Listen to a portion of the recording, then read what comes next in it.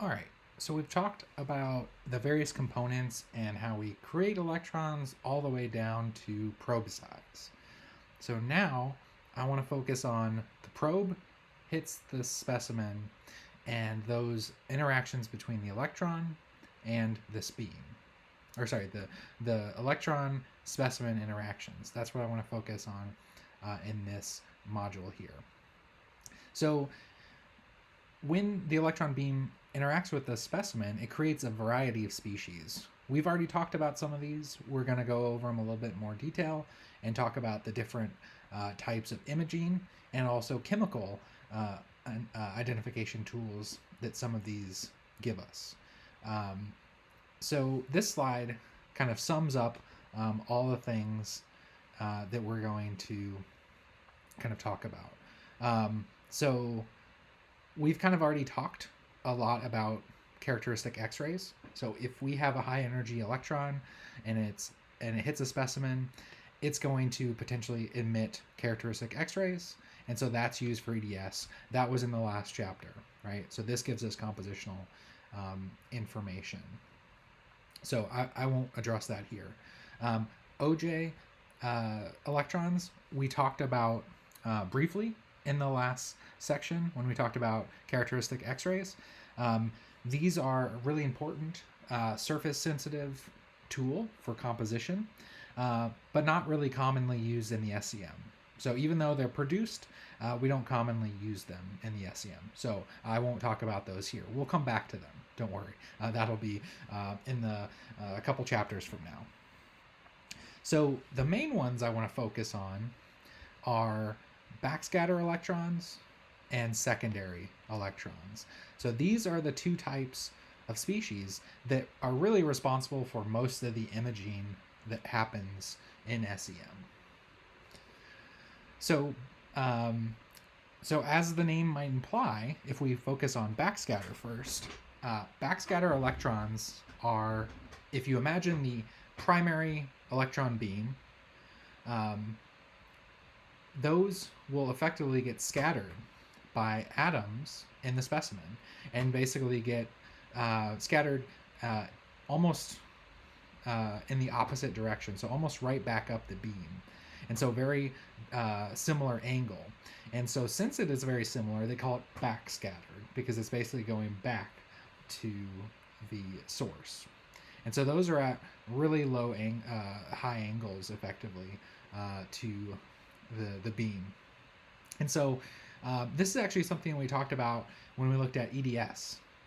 We talked about matrix effects, and we saw that atomic number plays a strong role in this scattering.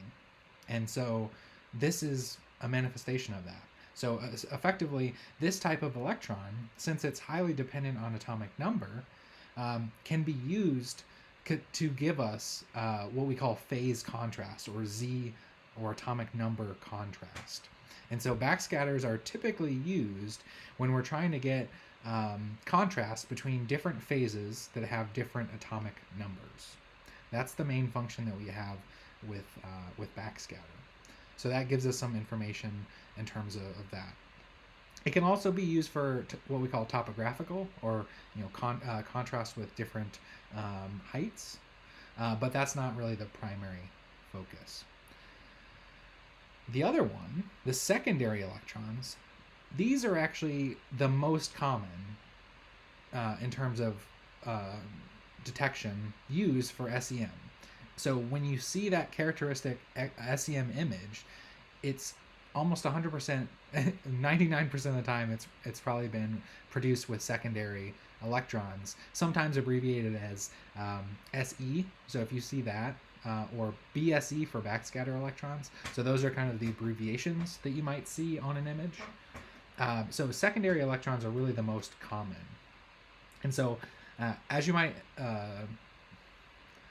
be kind of obvious from the name here, secondary basically means these aren't the electrons from the primary beam that are just being scattered, like backscatter. So backscatter, because they're just scattered back and they're the primary beam, they have a really high energy. Secondary electrons, as the name implies, are electrons that are produced from the sample and then ejected. So these are not the primary or incident electrons. These are ones that have been produced. So they are produced from the atoms when they're basically ejected due to inelastic scattering with the primary beam. And so because these have to deal with inelastic scattering, that a lot of that energy from the primary beam is lessened. And so the electrons that are produced are much lower than backscatter electrons. And so we're going to see how, but these type of electrons are really good at topographical contrast. So getting a lot of depth of field from various heights on the specimen and having that 3D like image that we see. So that's the ones that we want to look at. So again, if you're wondering again where the secondary thing, so this is all secondary electrons. These are ejected electrons that you can envision from, say, the production of characteristic X-rays, right? The initial beam knocks out an electron. So that knocked out electron is a secondary electron. And so that's what we're looking at here. But again, they tend to have rather low energy compared to the backscatter. But this helps us, and we'll talk about in the next section the different energies here and how that helps. All right, so since secondary electrons are kind of the most common, we'll start with that, and we'll look at the detector that detects these secondary electrons. So the detector, the most common one, is known as an Everhart-Thornley detector, or ET detector, and again, it's used to detect secondary electrons. And so again, the energies are typically low. And so for secondary electrons, we're talking about 50 EV. And again, keep in mind that the accelerating voltage was on the order of kilo electron volts. And so these are much lower in energy. So, predominantly these Everhart-Thornley detectors are used to detect secondary electrons. We can actually use them to do backscatter, and we'll talk about that in a second. But let's kind of look at the various components that we have here. So the first thing I want to sort of draw your attention to is the sort of cage that we have here. So this is a Faraday cage basically surrounding the detector, and it's here it's called a collector cage, but it's a Faraday cage. So that is biased at a positive value. And so what this does is, because an electron is negative, that positive bias on the cage will accelerate electrons toward the detector. So we want electrons in the detector, so we have to attract them in some way. So that's what the positive bias. And so it's in the order of 200 to 300 volts that it's doing that. So once we've accelerated electrons, they pass through and they hit this solenometer, and they convert the electrons, the electronic signal, into photons. So basically the goal of this is to convert from electron to photon, and beyond that, that signal needs to be amplified so that we can read it, and so that goes through a photo multiplier here, and then beyond that, it's going to be sort of the signal you get for viewing on your display. Okay, so I have a quiz question for you here now. So pause the video after this and then answer the question and come back and we'll discuss. But if we compare to characteristic X-rays and backscatter electrons, how far within the material do you think secondary electrons escape? So you can give a relative number. I just want an idea of what you're thinking there. So, and then based on that relative or specific value, see if you can guess how that is used to give us topographical images. So this is just a kind of a brainstorm almost. I want to see where you're at and what you can think of for how far the materials escape secondary electrons escape from the material, and then how that contributes to topographical imaging.